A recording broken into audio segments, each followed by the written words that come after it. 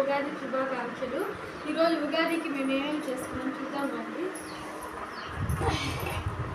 ఇది ఉండ్రాళ్ళు, కిందకి ఉండ్రాళ్ళు, గారెలు,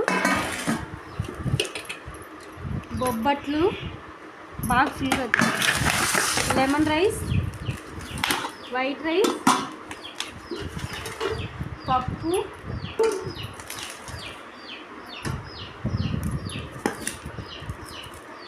మునక్కాయ తాలింపు,